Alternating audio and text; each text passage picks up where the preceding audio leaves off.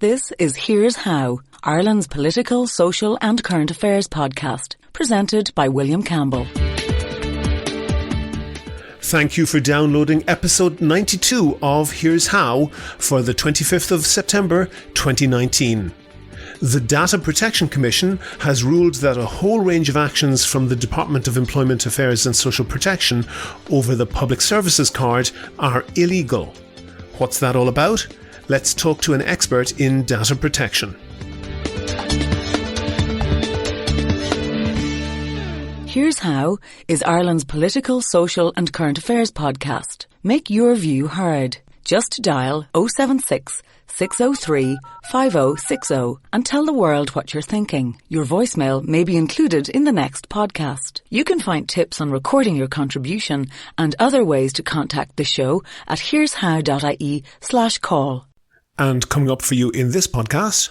They're saying, we have different legal opinion. We have very, very strong legal advice that says otherwise. We're not going to show you our legal advice. It goes to another school. It lives in Canada. You've never met them. But we're not going to listen to your decision. That's coming up shortly, but first I want to thank all my donors on Patreon, especially Dermot Hayes, who signed up as a patron since the last podcast. I really appreciate all the donors. Patreon is a website that allows people to donate $1 or $2 per podcast or per month, and that helps me to devote more time to research and to finding interesting guests. If you think that you could do the same as Dermot and the other donors, there's details on the website and at the end of the show. It's probably just dumb luck, but I made two pretty accurate predictions about the Byzantine machinations over the Brexit deal, or non-deal, in British politics. Firstly, back on the 9th of May, before the first of the three House of Commons votes on Theresa May's failed deal to leave the EU, I pointed out that that single vote meant that she was finished. The defeat was, as turned out to be the case, too big for her to overturn, and no Prime Minister could long outlive such a defeat, and that this outcome led inextricably to a takeover by a hardline Brexiteer, David Davis, Dominic Raab, Sajid Javid, or most likely Boris Johnson, and thereby a very hard Brexit. Then, on the 21st of May, as the polls were showing that the Brexit Party would perform strongly in the European elections, at the expense of the Conservatives, I predicted that would influence the election of the new Conservative leader and make it certain that whoever took the hardest Brexiteer line would win. 2 weeks later, May announced her only slightly voluntary intention to resign, and 6 weeks after that, Johnson was elected on a platform of saying that he would prefer to be dead in a ditch rather than delay Brexit past Halloween. And his half-hearted efforts to play the role of someone involved in serious negotiations haven't fooled anyone. Now we have the UK Supreme Court ruling that his efforts to close down Parliament and prevent those pesky MPs from interfering with his cunning plans are illegal. So what's going to happen next, Mystic Meg? Is there going to be a deal, a no-deal Brexit, or no Brexit at all?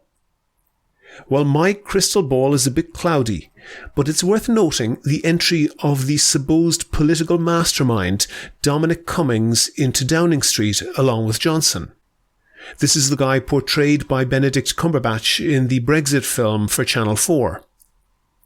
He, as with Johnson and the haunted pencil himself, Jacob Rees-Mogg, have reputations for being terribly clever, Daddy having paid for Eton and Oxford and all that. But here's the thing. They all come from inherited wealth. They all have fantastically educated views about the world. But unlike other politicians, they haven't had to fight for their power terribly hard. Dominic Cummings has never even joined a political party. Mogg was gifted a seat in the west of England, although I think he commutes into Westminster from the 18th century, and Johnson made his reputation in the media before becoming a celebrity mayor of London. None of them worked their way up the greasy political pole as local councillors or fighting for a nomination in a winnable seat.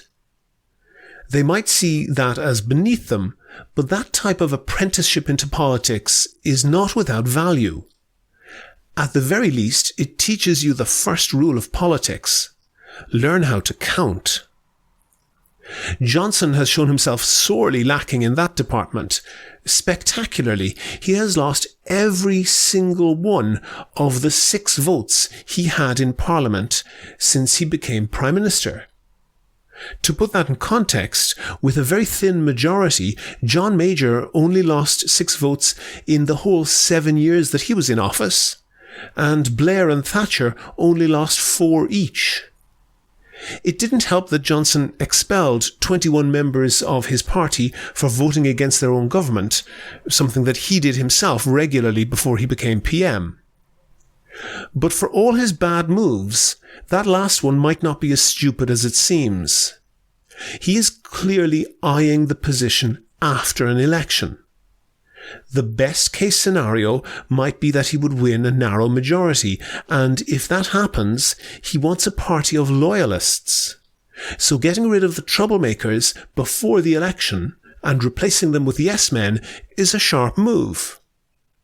But he has to get to an election first, and everything rides on whether that comes before or after the 31st of October, and whether and how Brexit happens on that date.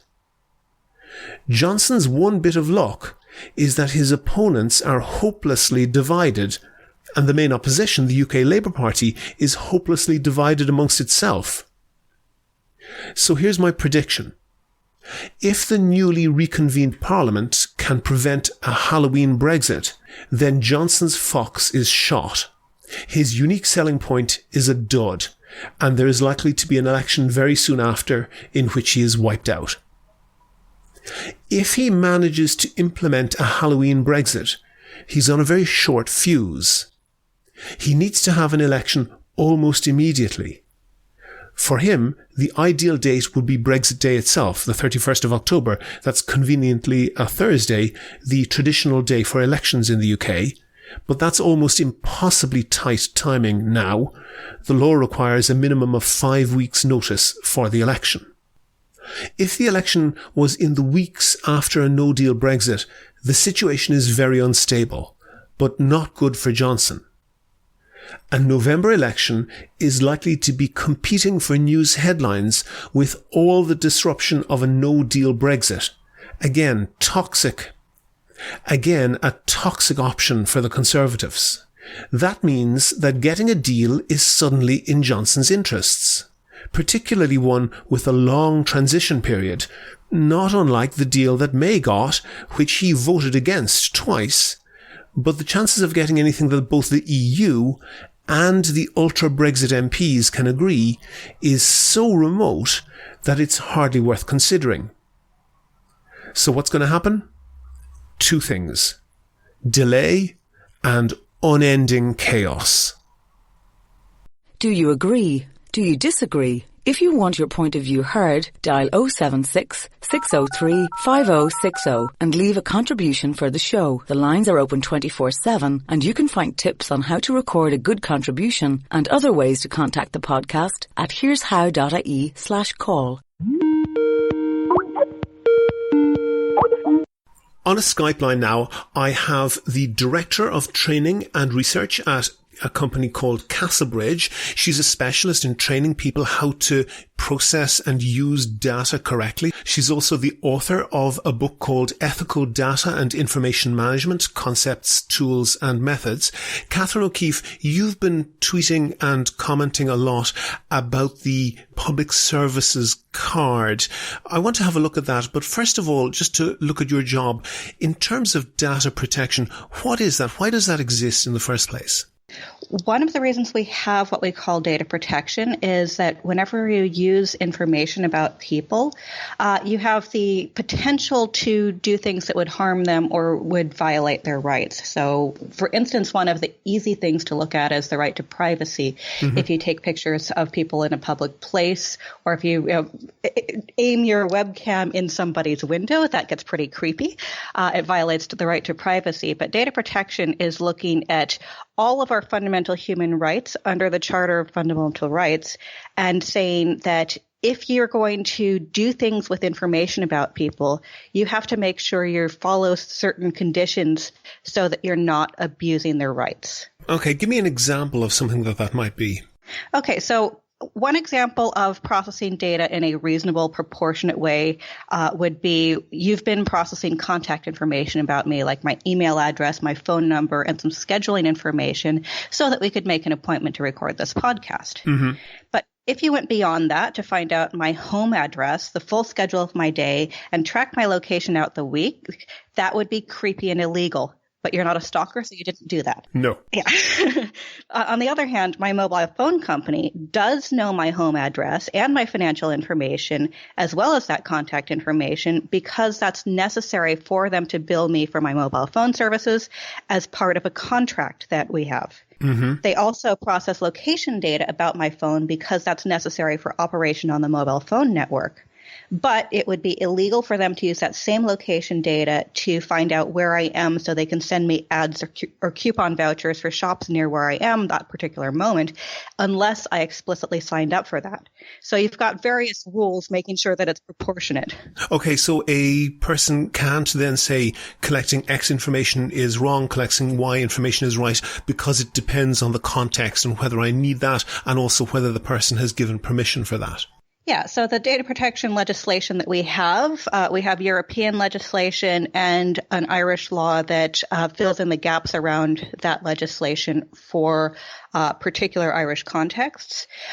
They set out particular principles and rules that you have to follow to make sure that you're doing things right. So one of the things that we're looking at is what we call lawful processing conditions. So consent is a condition that you can use to process people's data lawfully. Contract is another one. Having the ability to process data because a law says you can to fulfill something in the public interest would be another one. Mm-hmm. So there's basically a number of lawful processing conditions that you can look for. And one of the things that the Data Protection Commissioner was looking at with the Public Services Card is what is their lawful basis for processing the data? Can they actually do it legally? And to pause you there, just processing the data, that just means doing anything with it. Yeah, processing means collecting data, it means storing data, it means doing anything at all with the data that you have, and it means deleting data or sharing it with other people or organizations. So pretty much anything you do with data is processing. Okay, and way back when there was this, what has become the Public Services Card, was originally issued, I think actually in the late 1990s. And how has that developed? What did that become? What's the story of what happened to that?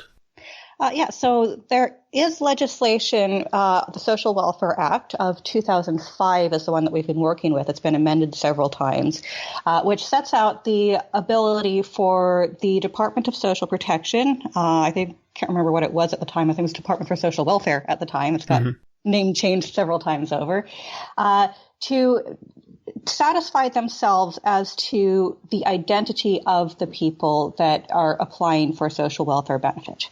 So the way it's described in the legislation, it says the minister may satisfy themselves as to the identity of the person who is verifying their identity. Basically, and that's reasonable enough. You want to know who you're paying the money to. Absolutely. And so that's one of the things where we're not saying that you can't allow people to say, okay, I need to check sure you actually are who you say you are, because that is a reasonable and proportionate thing to do. However, the way there was actually I can't remember what the name of the card was before the Public Services Card, but it was a social benefit card that was used for that purpose. Mm-hmm. The Public Services Card itself is a way that the department has decided they're going to use to verify the identity of people. And one of the things that they keep on talking about is this SAFE 2 standard, a safe identification framework, which is something completely different than a piece of plastic.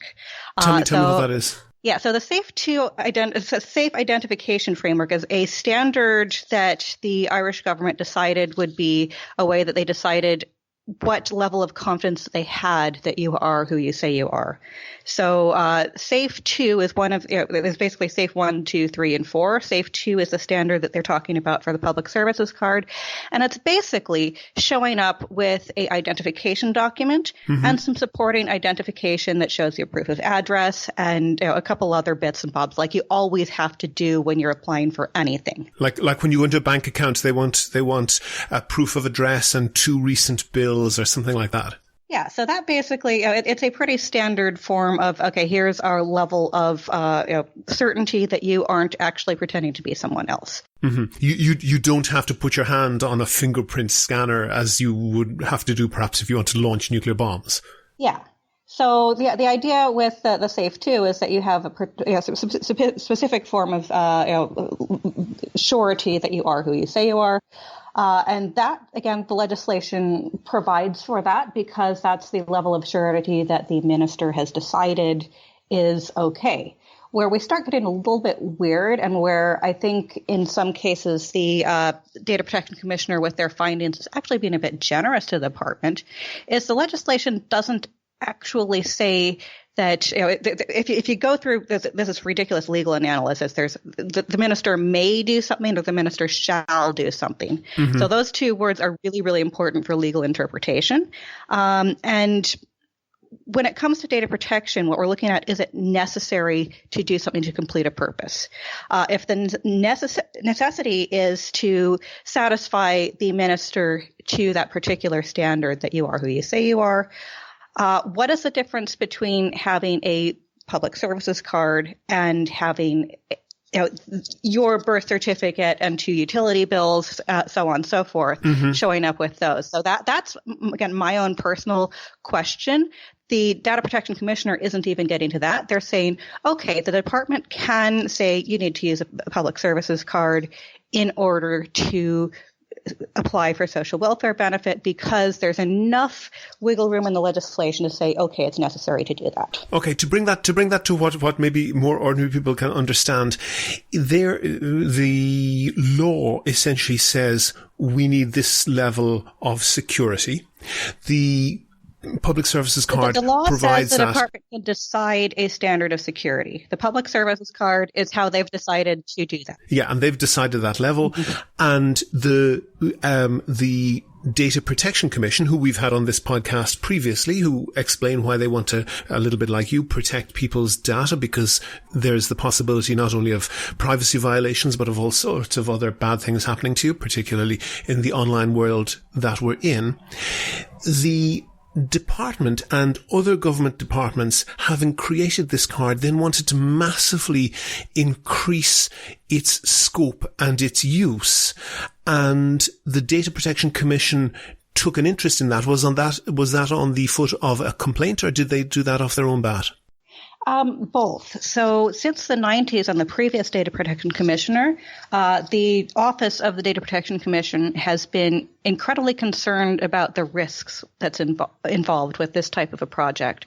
So again, if you think about the public services card, we don't actually care very much about the piece of plastic. We care about what's going on behind that piece of plastic, how data is being used, what it's being used for, how it's being saved, what you're actually doing with it. So you've got your piece of plastic. You've also got a database on the back end and who has access to it, who's allowed to be using it, all those concerns.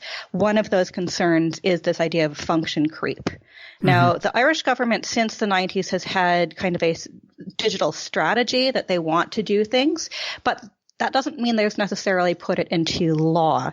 And over multiple situations, not just the public services card, but if you remember one of the controversies with the Irish Water sign-up situation was that Irish Water was demanding the public PPSNs of everyone in a household on the application for the billing.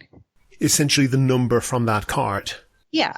The PPSN is slightly different again. Again, the PPSN has been around for a longer time, but it's been used as essentially an identifying number. But Irish Water didn't have a lawful basis to do so.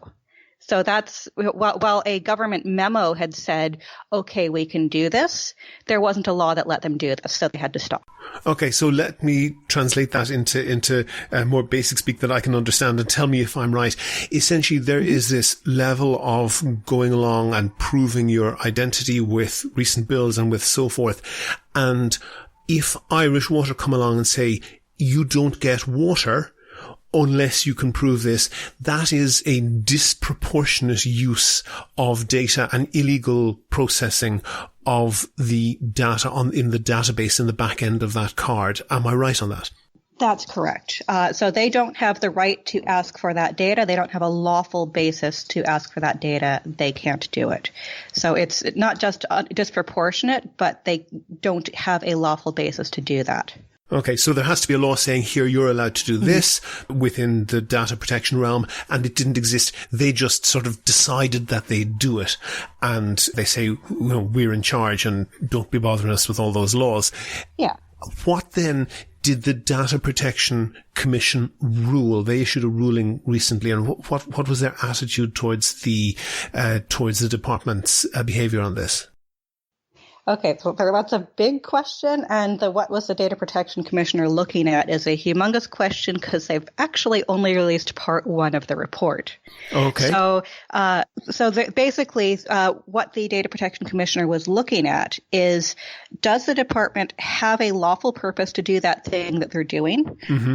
Is doing the thing that they're doing with people's data necessary to complete their purpose, and is it proportionate?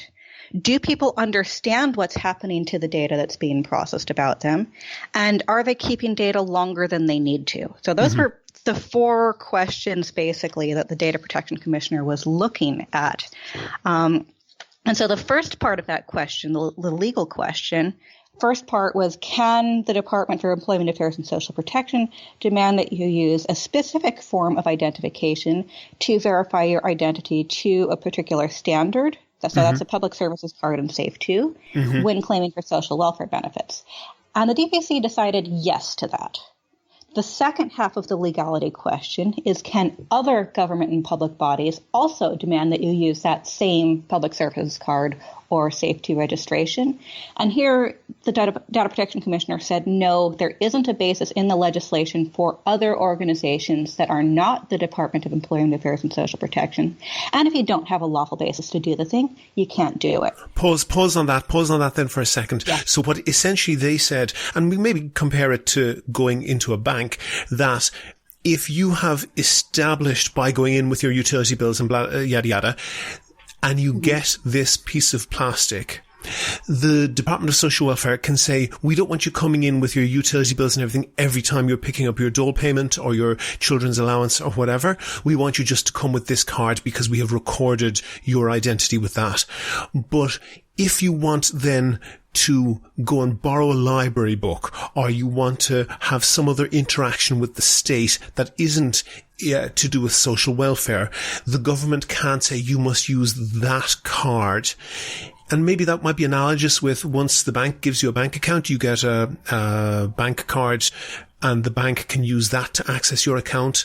But the video shop down the street, if they still exist, can't demand to see a specific bank card because they want to know your identity only with that. Would that be a good analogy?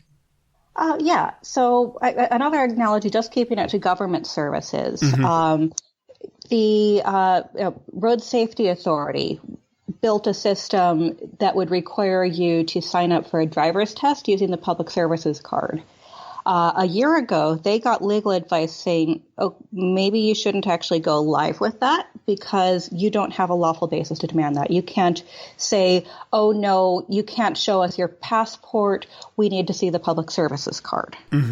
The Department of Foreign Affairs, despite the fact that their standard of figuring out who you are and verifying your identity in order to get a passport, was starting to demand using the public services card to renew your passport when that would suggest that their own standard for verifying you are who you say you are isn't sufficient. And that would cause an extra barrier for people who don't have a public services card but do have a passport that needs renewing. So did the Department of Foreign Affairs go ahead with that, or did they cancel that? What happened? What was the outcome there? So they did originally go ahead with it, but they have now canceled that after this ruling from the Data Protection Commissioner, deciding that they don't actually have a lawful basis to demand that. Okay, and there were several other government departments. I know that one was involved at the Department of Education in terms of school transport, was demanding that as well. Was the fear behind that essentially what the government was trying to do was create a national identity card by stealth? That's definitely one of the things that people who are very concerned about the idea of having a national identity card and some of the risks involved with that, that's what they were concerned about. Personally, I don't have necessarily a problem with the idea of a national identity card, but you have to do it right, and you have to do it legally, and you have to make sure you have a democratic discussion about it, and it's done on a lawful basis and properly designed. The other thing that strikes me as important with that is that when you then have a database behind that card, who has access to what? Because if somebody, you're going to the official who is issuing your passport, or you're applying for a library card or whatever, is the person who's tapping away behind the desk able to see your social welfare record, your record from all of those? And I remember the case, I've mentioned it before, of the woman in Limerick who won a very large amount on the Euro Millions, and it was revealed that more than 100 public servants in the days when her name was in the news looked up her social welfare records. Is one of the problems there that we haven't had any discussion as to who's allowed to see what? Internally and on the back end, there has been a lot of discussion, but there hasn't necessarily been enough risk assessment. And that question of not just who has access to the database, but how you put the database together, where you get data from, how you protect it, and how you make sure that it is accurate, up to date, all these important questions. That has to be done before you start merging databases from, for instance, the Department of Social Protection, Children and Youth Affairs, the Department of Agriculture.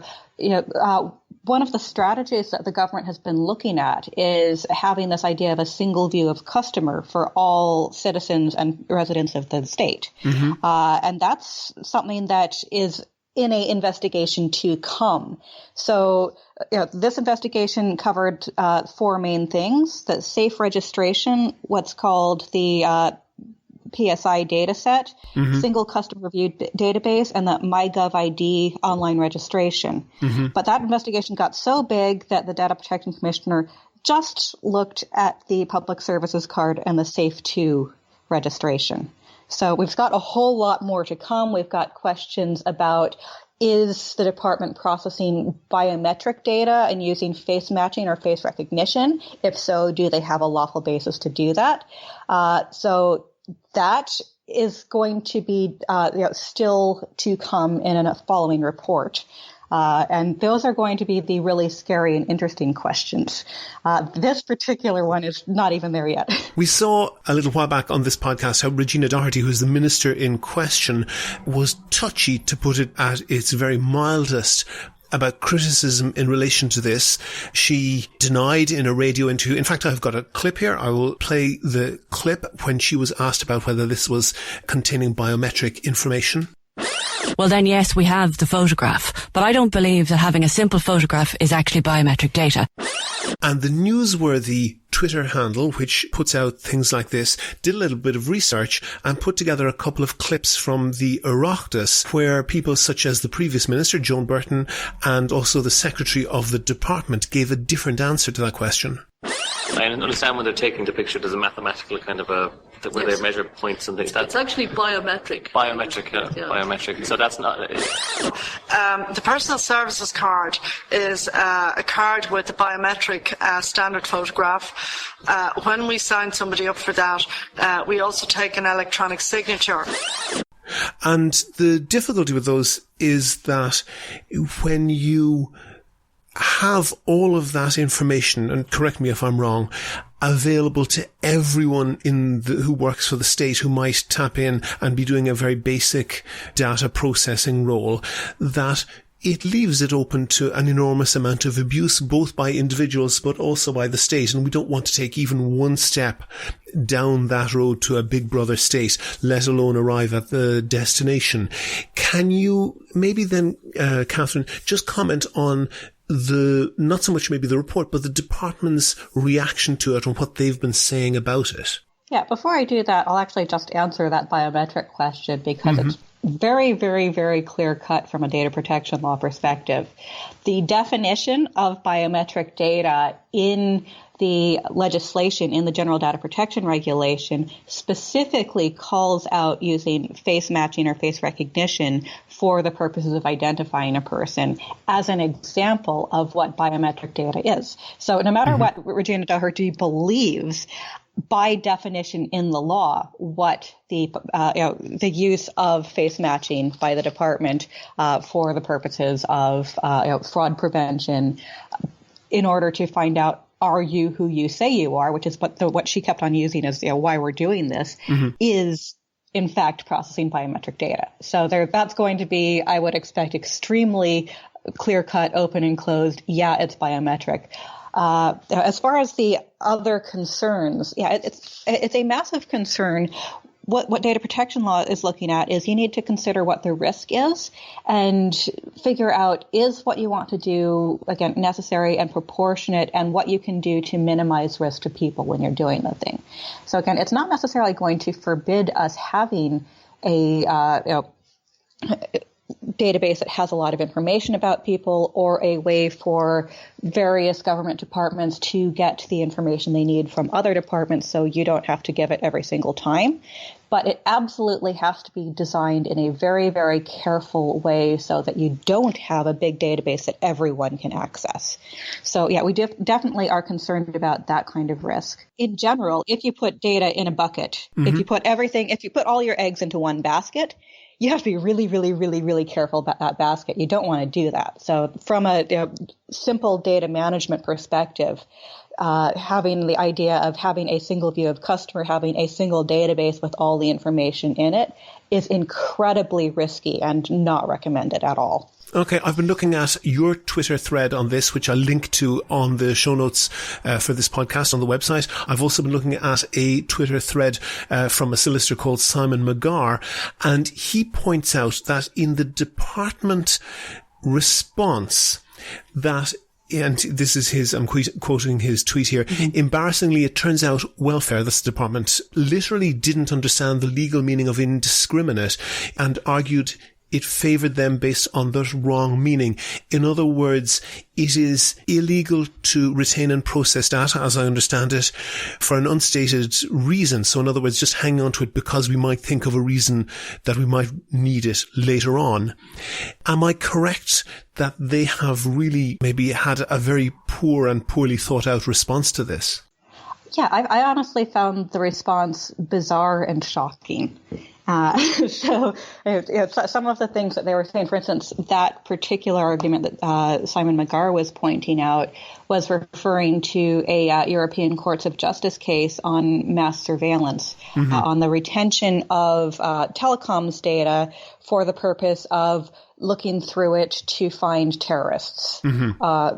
Which, again, that's a specific purpose to keep the data. But the issue that the European Courts of Justice had was keeping everybody's data in case you might want to find information about a particular terrorist down the line. So that was kind of the issue. You can't do mass surveillance when you can do targeted surveillance. So keeping everybody's utility bills forever and ever, amen, when your card's only valid for 7 years and you move, it doesn't make any sense whatsoever. That is indiscriminate retention of data, even of everyone's data, rather than a targeted person who you think might be committing fraud. Okay. Also, the department, Simon McGarr noted that the department said that there was no evidence of public unrest or dissatisfaction with this, and the Data Protection Commissioner actually just published a whole list of about 20 bullet points of media stories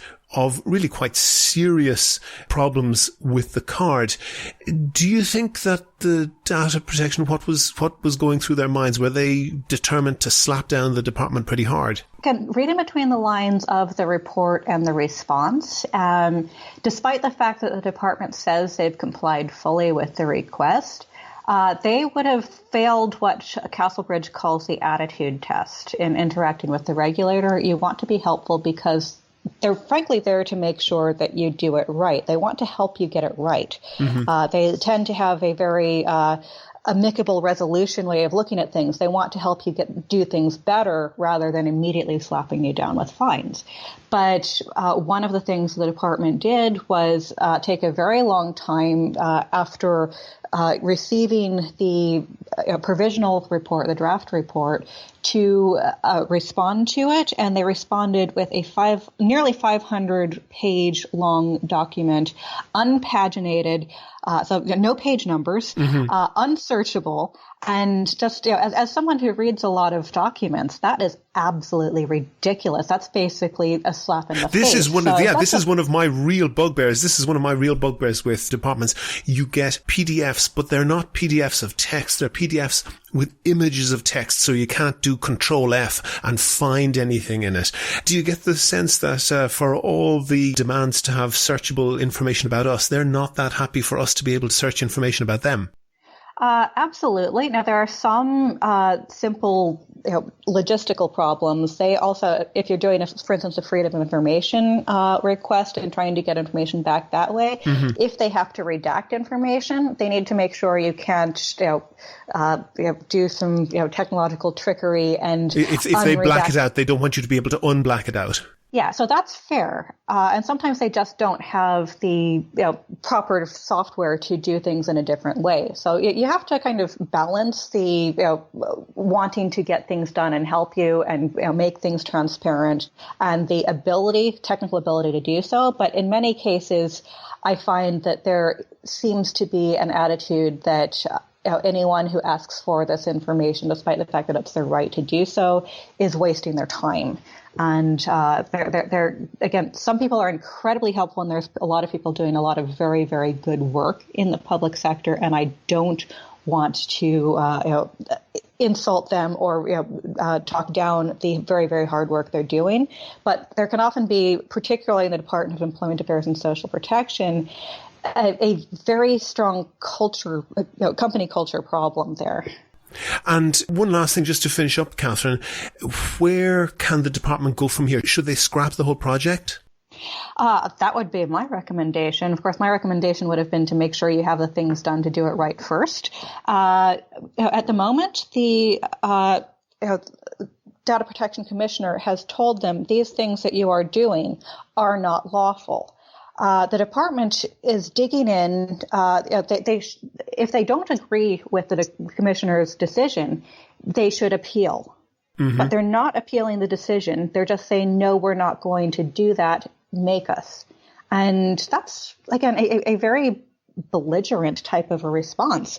They're saying, we have different legal opinion. We have very, very strong legal advice that says otherwise. We're not going to show you our legal advice. It goes to another school. It lives in Canada. You've never met them. But we're not going to listen to your decision. When you put an enforcement order, we'll appeal, but they never actually appealed the decision that the Data Protection Commissioner made. So it's undermining the role of the independent regulator who is required by European treaty to be independent. Their job is to say not only to your Googles and your Facebooks, but to the government, if you're doing something wrong, no, you have to stop. So saying, I'm not going to listen to you, I'm not going to do that, seems to be not a very wise way to respond to things. They sound a little bit like perhaps a prime minister of a neighbouring country. Catherine O'Keefe, data governance and data protection consultant and trainer at Castlebridge Associates, available, I guess, for private companies as well. Thank you very much for talking to me. Thank you.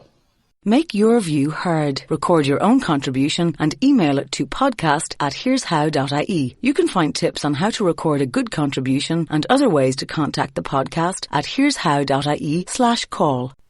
Go to the website for sources and references from the show, and while you're there, you can like the show on Facebook, follow the show on Twitter at Here's How Podcast, and follow Dr. Catherine O'Keefe at O'Keefe KAT, and get in touch with me if you can suggest a guest or a topic for a future show. And thanks to Diarmuid and all of the patrons on Patreon, I really appreciate them. It means I can devote more time to research and finding interesting guests. And if you could do the same as them and donate $1 or $2 per podcast or per month, go to patreon.com/here'show.